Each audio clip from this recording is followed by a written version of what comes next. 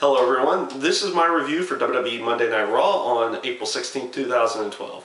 Just gonna go ahead and start from the beginning and give you some of my likes and dislikes about the show itself as well. I really did like the beginning of the show, having it being the WWE title match, no disqualification, no DQ, or no countout match.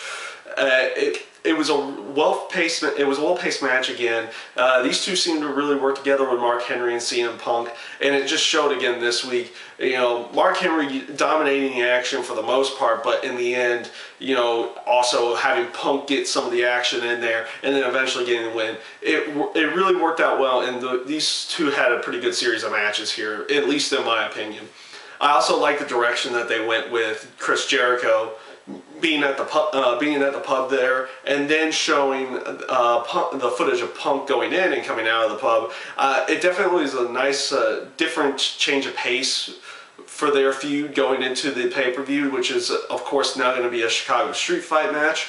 And I definitely like the fact that they put that. The stipulation definitely fits for that match right there. You know, just seeing the different direction between them two, outside of just Jericho dumping alcohol all over Punk again, that was a nice little change of pace as well. Another aspect that I ended up liking, I definitely like the Brock Lesnar comments that he put in there, the interview that they had with Brock Lesnar. It definitely shows that he's trying to be something other than just another type of superstar, or more than just another heel within the company. He's not going to try to be over the top. He comes in saying he's not going to care about the fans. He doesn't want to just come back as a heartwarming thing. I like what he said. Obviously, I feel like this is not going to be the Extreme Rules match with him and Cena at the pay-per-view. Will not be their only match. Something tells me they're going to have some kind of series of matches, whether it be in between pay-per-views. I have a feeling you're going to get at least another 2 matches after this one, leading into SummerSlam, where they probably end this feud, and then Brock's going to go to wherever he's going to go after that with any of the other feuds that he has. I'm not sure exactly where he would be going. Just a couple things I ended up not liking. It was somewhat hilarious to see, but I ended up not caring for it too much in the end. Was the R-Truth playing Sherlock Holmes, trying to find Teddy Long a job, and having in the way that it ending there was, you know, he said try to be general manager of SmackDown again. It's like, well, of course he just got fired from that job. He's not going to be able to get that job back anytime soon. It really didn't. It was somewhat funny with some of the stuff they did, but in the end, there really wasn't much payoff there, at least in my mind. And I wish they would have gone a little bit. They would have gone in some kind of different direction with that, or maybe have R-Truth be in the be out there in the ring in some kind of action at that point in time. And once again, it seems like Zack Ryder is going to become somewhat of a jobber to the stars. At least that's what he's been doing over the last few weeks here. The loss to Miz, the loss to Alberto Del Rio, who came back, and now the no match with Kane again. And obviously, they were trying to play off of what happened about 3 months ago, and Kane comes out and destroys Zack Ryder, no match in there, and then continues his feud on with Randy Orton. And hopefully we'll see. Hopefully we'll get some kind of one more match between them two. That's where it obviously is going to go at this point in time. It'll be interesting to see what kind of stipulation that they put in there for that for the match with him and Randy Orton when they do make the match.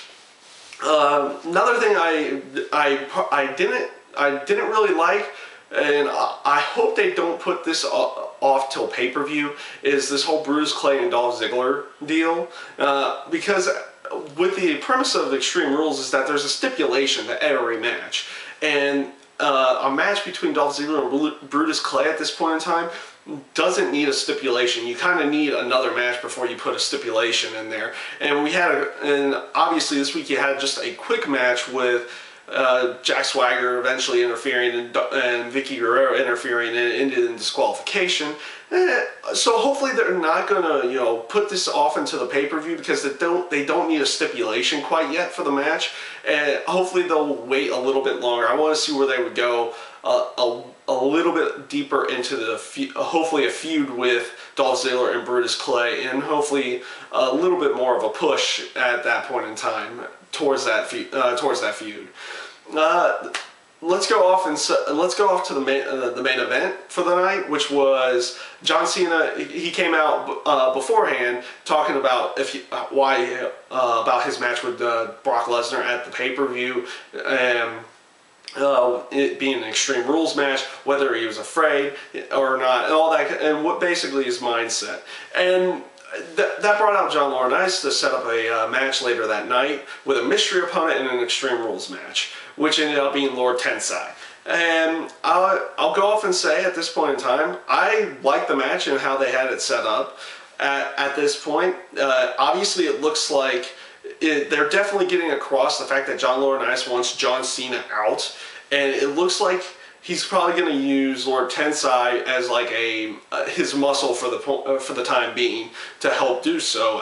Going into the Brock Lesnar match at the pay-per-view, and hopefully with Lord Tensai itself, he'll continue being that muscle for the period of time, and hopefully they'll continue to build Tensai through using the bigger stars versus just throwing them out there in full-on squash matches all the time like they initially did with Brutus Clay, and now they're kind of getting him away from that at this point in time.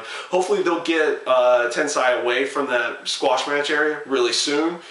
The match he had with John Cena was really nice. I like the Green Mist deal. I remember always seeing the Green Mist with Tajiri and everything, so it's good to see the Green Mist deal back, and hopefully they'll continue pushing Tensai a little bit more and getting people to care more about the fact that he's playing this different character versus his old characters he was in WWE. I've always liked that aspect that they said, he was a WWE superstar at one point. He went over to Japan, did this training, started dominating competition. I've definitely liked all that. Overall, the show, it was a pretty good show. Then again, usually they do a decent job of their shows in England, especially because they do want to give those fans a little bit more, probably a little bit more, because they don't go over there as often as they do being around the United States and everything. So you definitely see a better show whenever they go overseas with it. It wasn't anything overly spectacular, but it was a pretty good show in my mind. And that's pretty much all I have for Monday Night Raw for this week. And I hope you guys enjoyed listening to what I said, and I do thank you for watching.